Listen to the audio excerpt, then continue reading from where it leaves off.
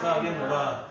에브론이 아브라함에게 대답하여 이르되 내 주여 내 말을 들으소서. 땅값은 400세겔이나 그것이 나와 당신 사이에 무슨 문제가 되니까. 당신은 죽은 자를 장사하소서.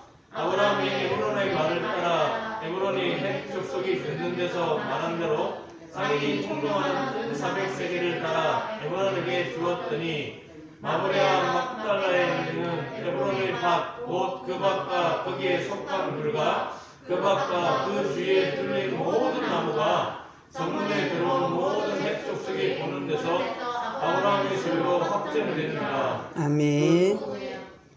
계속 해주세요. 예. 그 후에 아브라함이 그 아내의 사라를 가나안 땅 마므레 앞 막달라와 그의 장사했더라. 마므레는 곧 헤브론이라.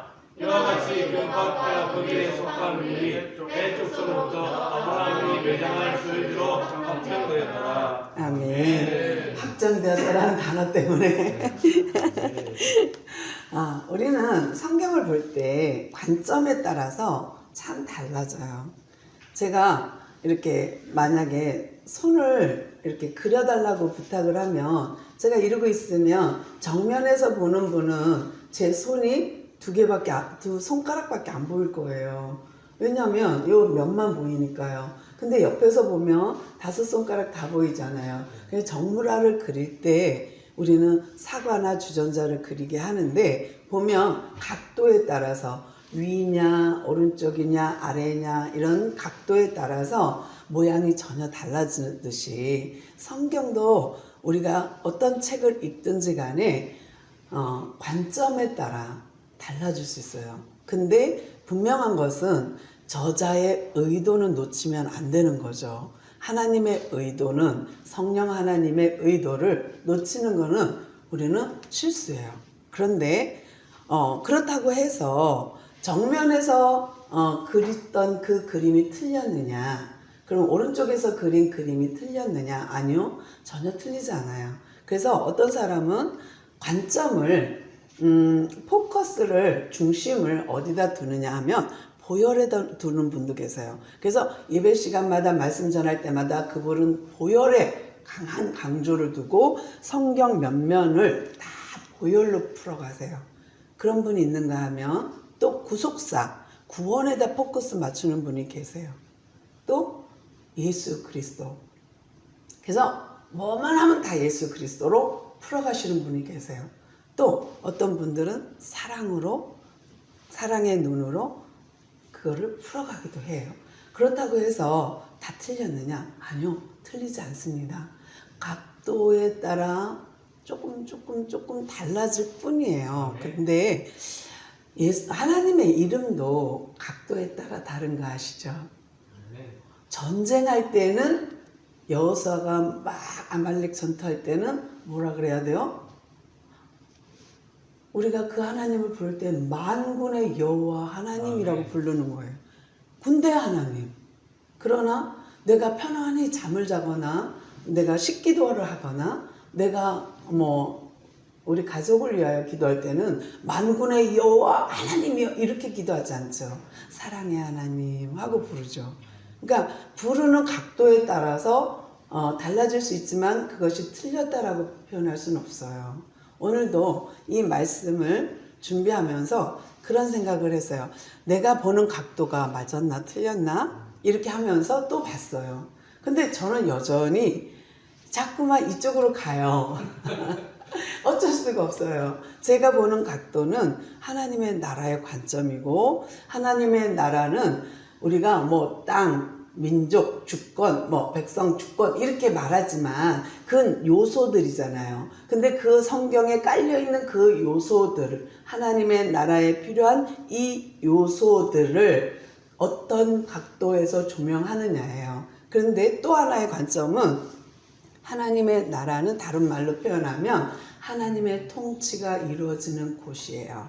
그래서 하나님의 통치를 받는 아브라함, 하나님의 통치를 받는 다윗, 하나님의 통치를 받는 우리들이 하나님의 나라에 이루어가는 하나님의 성취가 이루어지는 하나님의 나라인 거예요. 그래서 내가 서 있는 그곳, 그곳이 그 장소가 그 땅이 곧 하나님의 통치를 받는 하나님의 나라인 셈인 거죠. 작은 하나님의 나라들이 무리를 이루고 무리가 나라가 돼서 이것이 하나님 보시기에 하나님의 나라인 거예요. 그래서 하나님의 백성이 있는 그곳, 하나님의 통치가 이루어지는 그곳을 우리는 하나님의 나라가 임하였다 그래요. 그러니까 하나님의 그 나라가 저 어딘가 우주 공간의 한 곁에 있는 그 하나님의 나라도 생각할 수 있겠지만 그 하나님 나라가 내게 임해서 내가 어디에 있든지 하나님의 통치를 받는 하나님의 백성으로서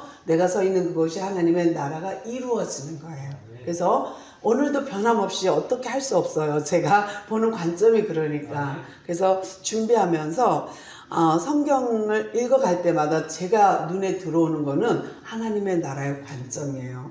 그러면 오늘 본문 아브라함이 23장에서 이제 아내가 죽었어요. 긴 세월 함께 했고 그가 죽었어요. 그런데 이 가나안 땅에 있는 아브라함은 땅 한 평 없는 상황이에요. 왜냐하면 멀리 갈대아인 우르에서 왔고 가나안 땅에서 목축업하면서 왔다 갔다 농사도 지어요. 이삭이 그 해에 소출을 100배나 얻었으므로 뭐 그 농사 조금씩 했을 것 같아요. 그 아버지도. 아브라함이 그리 했으니까 이삭도 그리 했겠죠. 그런데 그렇게 목축업을 하면서 이동했던 그에게는 특별한 자기의 명의의 땅이 없었던 거죠. 그런데 이렇게 살다가 나그네로 살다가 그 아브라함 가정에 이제 사라가 죽게 됐어요. 부인이 죽었어요. 많은 조문객들이 왔어요. 그런 상황에서 아브라함이 그들에게 말합니다. 울음을 그치고 그들에게 부탁해요. 내가 매장지가 없어요. 내 아내가 죽었지만 내가 매장지가 없어요. 그래서 내가 매장지를 구하고 싶습니다. 라고 했더니 조문객들이 다 한결같이 말하는 게 뭐예요? 걱정 마세요. 말씀만 하세요.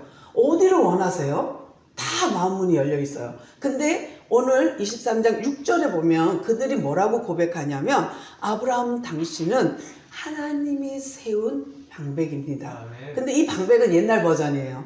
지금은 하나님의 지도자입니다. 라고 번역이 돼 있어요. 근데 저는 이 6절을 보면서 맞아. 하나님 앞에 선 사람의 모습은 아마도 이런 거 아닐까? 그러니까 오늘의 제목도 하나님 앞에 선 사람인데요. 아브라함이요. 안 믿는 이방 땅이에요. 하나님을 모르는 백성들이에요. 그런데 거기에서 나그네로 사는데도 불구하고 그 나그네를 향하여서 그 해쪽 속 주민들이 주변에 사는 민족들이 뭐라 그러냐면 당신은 하나님이 세운 지도자입니다. 그러니 무엇을 말하든 우리가 드리겠습니다 라고 해요.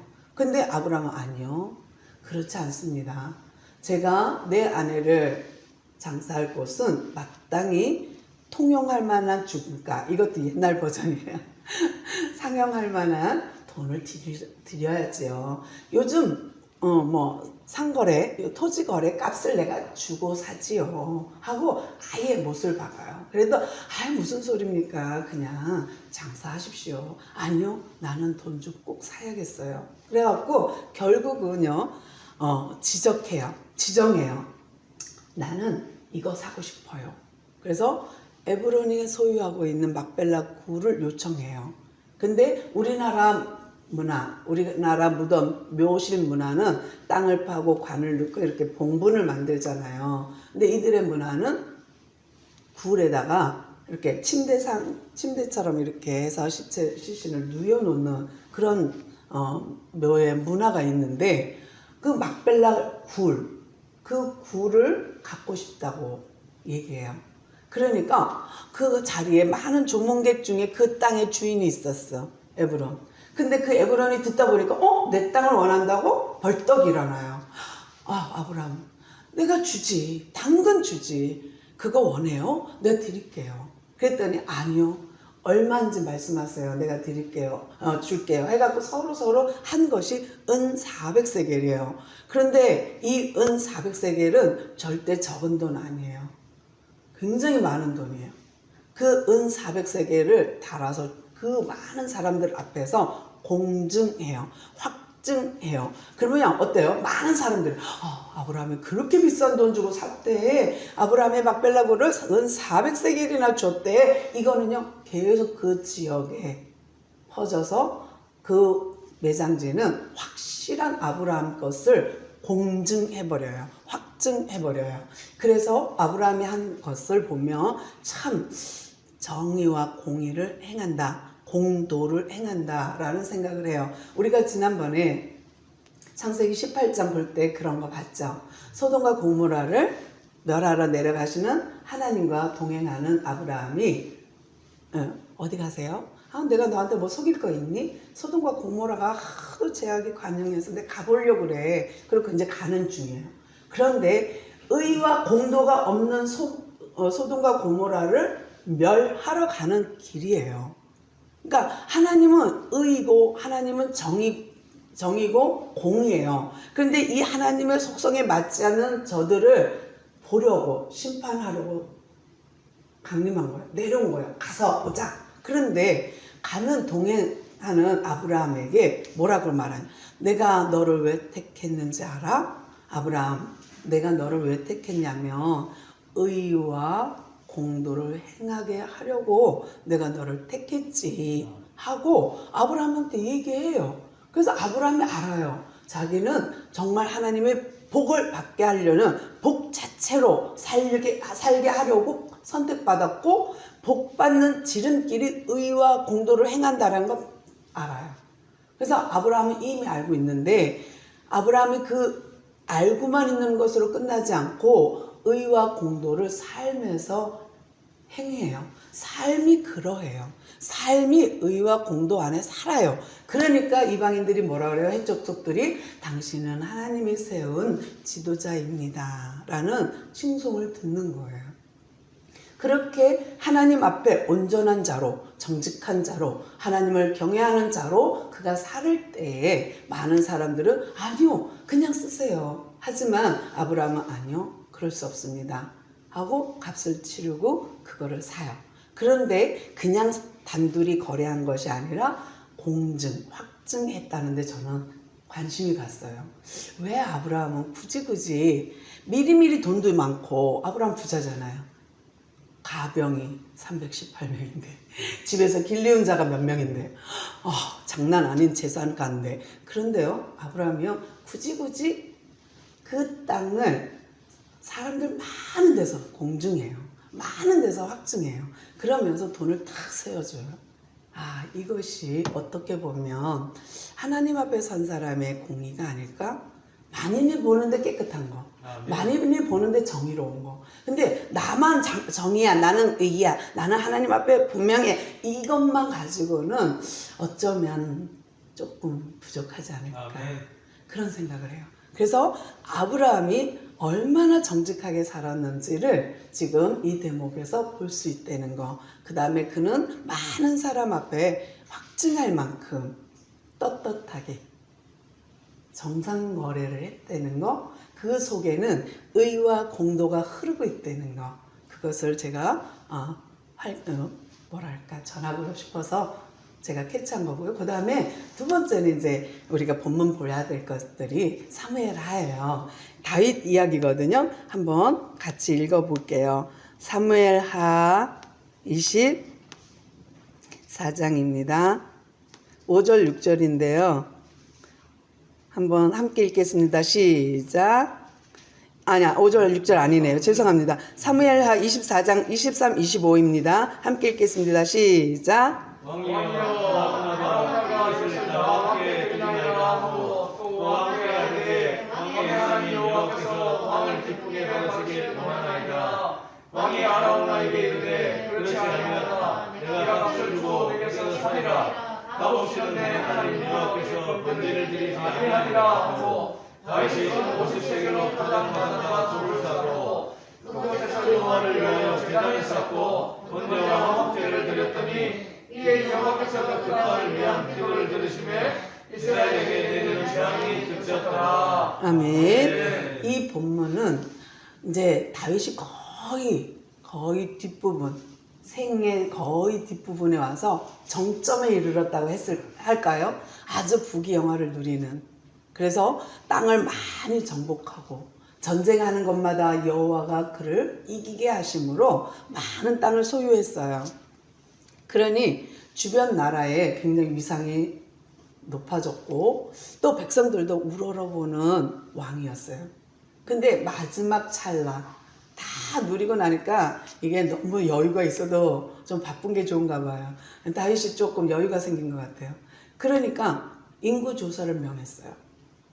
신하는 알아. 요압은 아니야, 이건 아닌 것 같은데. 근데 다윗은 강력하게 얘기해요. 인구 조사해 해갖고 고을마다 사람마다 해갖고 숫자를 세서 다윗에게 보고하는 과정이 있거든요. 그런데 이 과정에 하나님이 싫어해요. 하나님 화가 났어요. 그래서 갓 선지자를 보내요. 하나님의 대언자를 보내면서 뭐라 그러냐면, 너 다윗한테 가서 말해. 재앙 3가지를 말할 테니 그 재앙 중에 네가 선택해야 돼.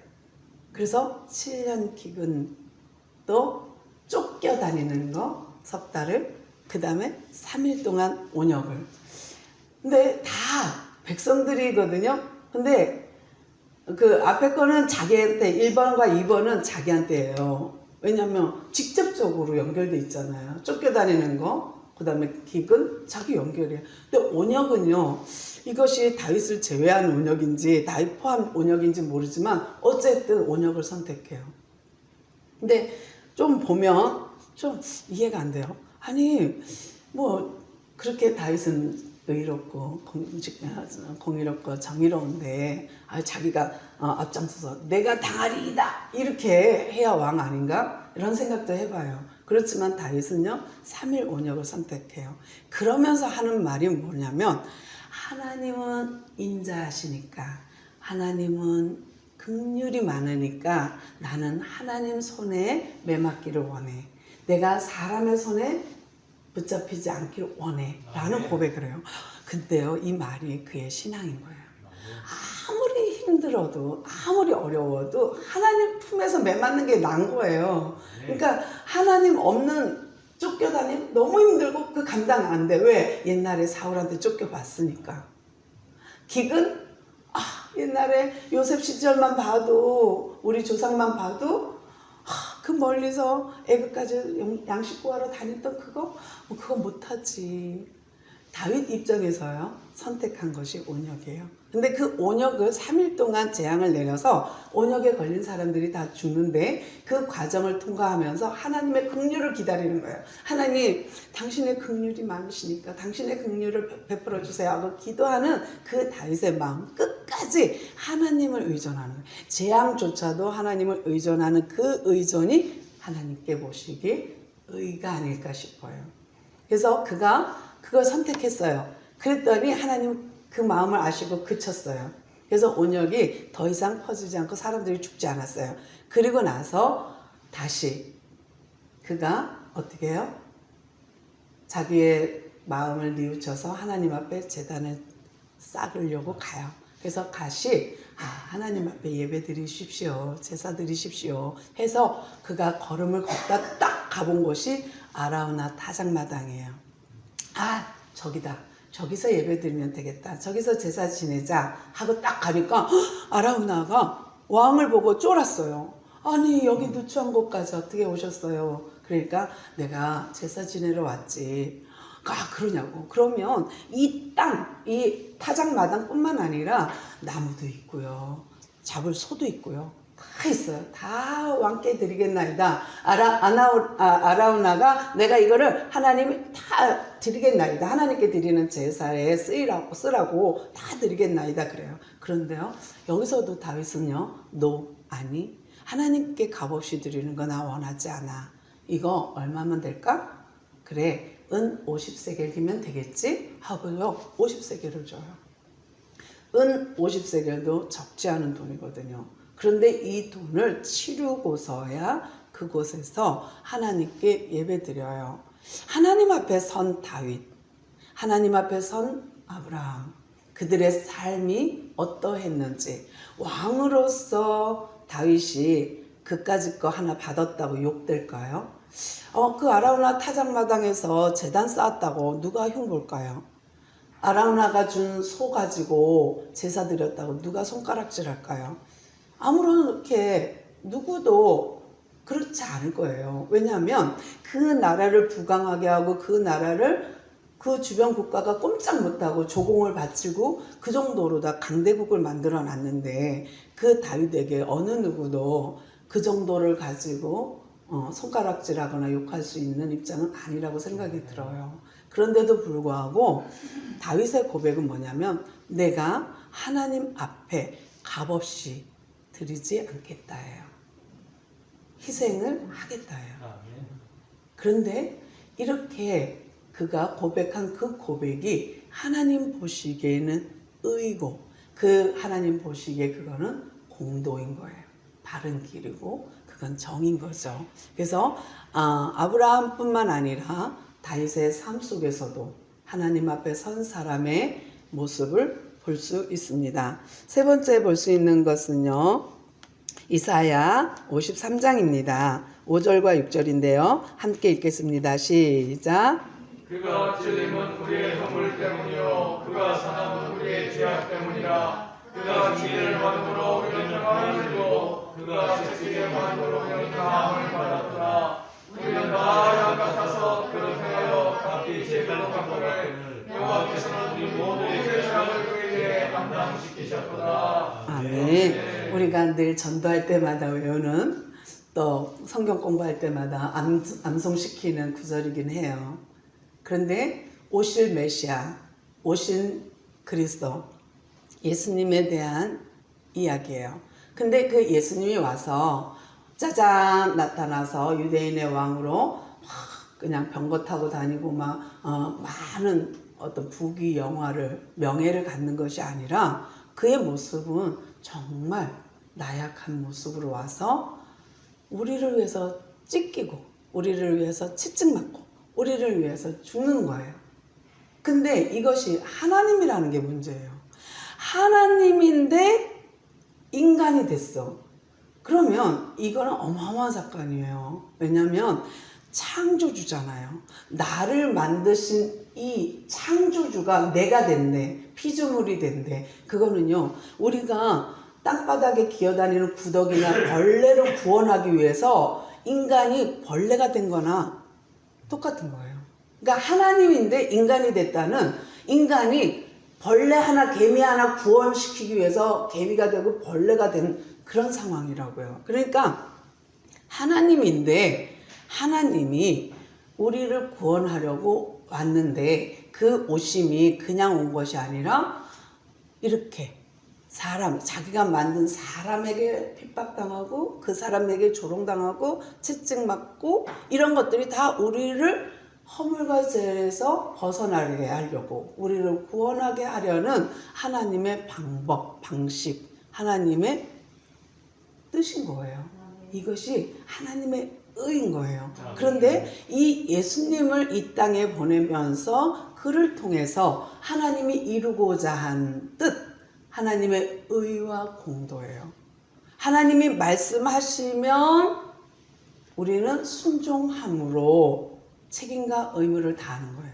그러니까 아브라함도 하나님 말씀하시면 네 순종하고 다윗도 선지자를 통해서 하나님의 말씀하시면 네 하고 순종하고 하나님의 아들로서 이 땅에 오신 예수님도 하나님의 말씀하시면 네 하고 순종하는 이것이 의, 이것이 공도예요. 아멘. 하나님이 우리에게 원하시는 거는 그거예요. 순종. 근데 이 순종이 엄청난 게 아니라 그냥 의와 공도 안에 있는 거예요. 의와 공도 속에 내가 살아내는 거예요. 그러니까 하루하루 그냥 의와 공도를 살아내고 있는 거예요. 내가 그렇게 정의를 가지고 살아가는 거예요. 그렇게 내가 하나님 앞에 하루 견디고 하루하루 살아내는 살아가는 그 삶 자체를 하나님은 의로 보시는 거예요. 그래서 하나님이 우리에게 요구하는 건 단순해요. 그냥 순종해. 아멘. 근데 그럼 어떻게 순종해요? 우리에게 최고의 순종의 비법이 담겨 있는 것이 성경이에요. 아멘. 성경은 구약과 신약으로 이루어져 있고 그 구약에는 율법을 토대로 모든 법규와 규례와 정의와 구현할 수 있는 정의를 구현할 수 있는 모든 실예를 집어넣었어요. 그래서 인생의 역사 속에 인류의 역사 속에 이걸 다 대입시켜서 10계명을 다 대입시켜서 살도록 법과 규례를 만들었어요. 그래서 이 법대로 살면 돼요. 그것이 순종이에요.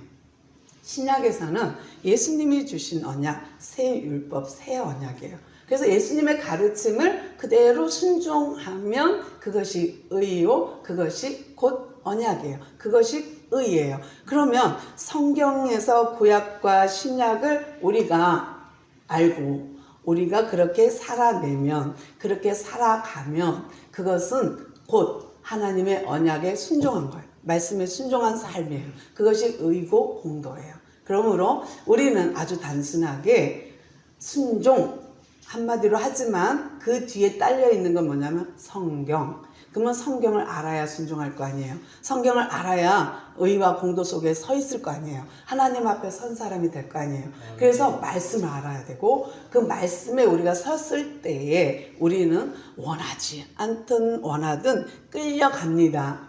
하나님 앞으로. 이것이 성령의 역사고 이것이 성령이 우리를 견인해 가는 거예요. 그러니까 어쩔 수 없어. 하나님 앞에 이제 빠져 있으면 말씀 속에 있으면 우리는 어쩔 수 없이 가게 돼 있어요. 그러니까 순종하게 돼 있어요. 공의를 행할 수 있게 돼 있어요. 그래서 우리가 할 수 있는 것은 그거예요. 아브라함과 다윗의 자손 예수 그리스도의 세계라. 아브라함의 삶, 다윗의 삶, 그 예수 그리스도의 삶의 세계 속에 내가 나의 삶을 그냥 얹어놓고 같이 견디어 가는 거예요. 인내하며 감당하며 가는 거예요.